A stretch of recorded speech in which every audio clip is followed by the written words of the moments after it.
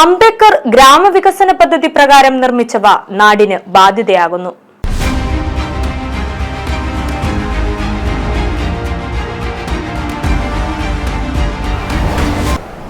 നമസ്കാരം, ജനശബ്ദം ന്യൂസിലേക്ക് സ്വാഗതം. കായിക താരങ്ങളെ വാർത്തെടുക്കാനാണ് കളിക്കളം പണിയുന്നത്. എന്നാൽ അത് കായിക താരങ്ങളുടെ നട്ടലൊടിച്ചാലോ? എഴിക്കാട് പട്ടികജാതി കോളനിയിൽ നിർമ്മിച്ച കളിക്കളത്തിൽ കാലുവെച്ചാൽ നട്ടലും കാൽമുട്ടും തകരും. സ്റ്റേഡിയം തെരുവു നായ്ക്കളുടെ സംരക്ഷിത താവളം. വിജ്ഞാനവാടി 5 വർഷം കഴിഞ്ഞിട്ടും തുറന്നിട്ടില്ല. സംസ്ഥാനത്ത് തന്നെ ഏറ്റവും വലിയ രണ്ടാമത്തെ പട്ടികജാതി കോളനിയാണ് എഴിക്കാട്. 400ഓളം കുടുംബങ്ങൾ തിങ്ങിപ്പാർക്കുന്ന ഇടം, 1000-ലധികം ജനങ്ങൾ. ഇവരുടെ ഉന്നമനം ലക്ഷ്യമാക്കിയാണ് അംബേദ്കർ ഗ്രാമവികസന പദ്ധതിയുടെ 95.5 ലക്ഷം രൂപ എഴിക്കാടിന് അനുവദിച്ചത്. Synthetic court, open air auditorium, stadium, ഗ്രന്ഥശാല ഇവയൊക്കെയായിരുന്നു പട്ടികയിൽ.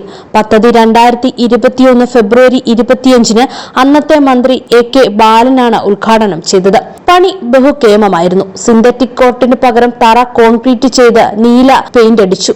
ഇവിടെ വോളിബോളിന്റെയോ ഷട്ടിലിന്റെയോ നെറ്റ് കെട്ടാനുള്ള തൂണുകൾ പോലും കരാറുകാരൻ സ്ഥാപിച്ചില്ല. ഒടുവിൽ ചെറുപ്പക്കാർ പണം മുടക്കി അത് സ്ഥാപിച്ച് കളിയും തുടങ്ങി. എന്നാൽ നിരവധി പേർക്ക് തെന്നി വീണ് പരിക്കേറ്റു. ചിലർക്ക് നട്ടലിനും കാൽമുട്ടിനും അസഹ്യമായ വേദന. അതോടെ കളി നിർത്തി. മാസങ്ങൾ കഴിഞ്ഞതോടെ അവർ കളിക്കളം ഉപേക്ഷിച്ചു. കോൺക്രീറ്റ് മാറ്റി പഴയ പോലെ മൺതറയാക്കണമെന്നാണ് അവരുടെ യാചന. 2021 എഴിക്കാടിന് വേണ്ടി തന്ന സിന്തറ്റിക് കോർട്ടാണ് നമ്മൾ ഈ കാണുന്നത്. ഈ സിന്തറ്റിക് ഒന്നുമല്ല, ഫുള്ള് കോൺക്രീറ്റ് ഇട്ടിട്ട് അതിന് മണ്ടയ്ക്ക് പെയിന്റ് ചെയ്തേക്കുവാണ്.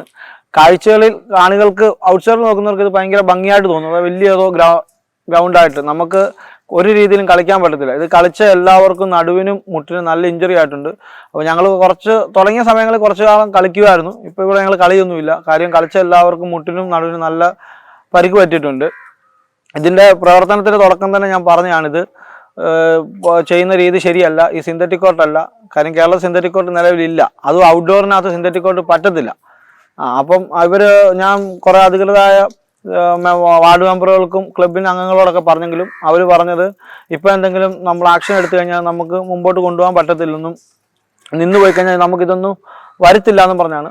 പക്ഷേങ്കിൽ എന്തെങ്കിലും രീതിയിൽ നമുക്ക് കളിക്കാൻ പറ്റുമെന്നുള്ളൊരു പ്രതീക്ഷയോടുകൂടിയാണ് നമ്മൾ പിന്നെയും വർക്ക് സ്റ്റാർട്ട് ചെയ്യിച്ചത്. പക്ഷേങ്കിൽ ഒരു രീതിയിലും കളിക്കാൻ പറ്റത്തില്ല. ഇത് ഫുള്ള് പൊട്ടിച്ചിട്ട് ഞങ്ങൾക്ക് പഴയ പോലെ മണ്ണിന്റെ കോർട്ടാക്കി തരിക. പകരം മണ്ടയ്ക്ക് റൂഫ് ഇട്ടിട്ട് ലൈറ്റ് കൂടെ ഇട്ട് കഴിഞ്ഞാൽ സൗകര്യമായിരിക്കും. കാണികൾക്കിരിക്കാനായി 4-5 പടികൾ നീളത്തിൽ പണിതിരുന്നു.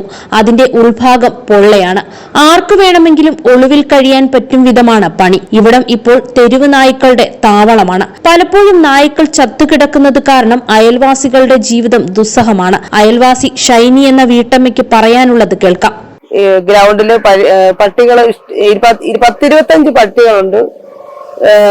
പട്ടി ശല്യം ഭയങ്കര ശല്യമാണ്. കുഞ്ഞുങ്ങളെ കടിക്കാൻ ചെല്ലും. ഇവിടെ 2 പട്ടി ഇവിടെ പ്രസവിച്ച് കിടന്ന് ഇവിടെ ഒരു പട്ടിയുടെ 5 കുഞ്ഞുങ്ങളുടെ ചത്ത് കിടക്കുന്ന ആ ഗാലറിയുടെ അടിയിൽ. അത് ഭയങ്കര സ്മെല്ലാണ്. എന്തോ ചെയ്യുന്നറിയത്തില്ല. പട്ടി നല്ലപോലെ 10-25 പട്ടികളുണ്ട്. അന്ന് പണിത ഗ്രന്ഥശാലയുടെ കാര്യമാണ് ഏറെ കൗതുകകരം. SC വിജ്ഞാനവാടി ഗ്രന്ഥശാല എന്നാണ് പേര്. 2 ചെറിയ നിലകളിലായിട്ടാണ് നിർമ്മാണം. അന്ന് വയറിംഗ് പോലും നടത്തിയിരുന്നില്ല. 5-6 വർഷം കഴിഞ്ഞിട്ടും തുറന്നു കൊടുക്കാൻ പോലും ആരുമില്ല. പദ്ധതികളുടെ എസ്റ്റിമേറ്റ് തയ്യാറാക്കുന്ന എഞ്ചിനീയർമാർ കരാറുകാരന് പണമുണ്ടാക്കാനല്ല ജോലിയെടുക്കേണ്ടത്. നാടിന്റെ വികസനം ലക്ഷ്യമാക്കി കഷ്ടപ്പെട്ട് പണം കണ്ടെത്തി നൽകുന്ന ജനപ്രതിനിധികൾക്ക് ജനമധ്യത്തിൽ അവമതിപ്പുണ്ടാക്കാൻ മാത്രമേ ഇത്തരം പദ്ധതികൾ ഇടവരുത്തൂ.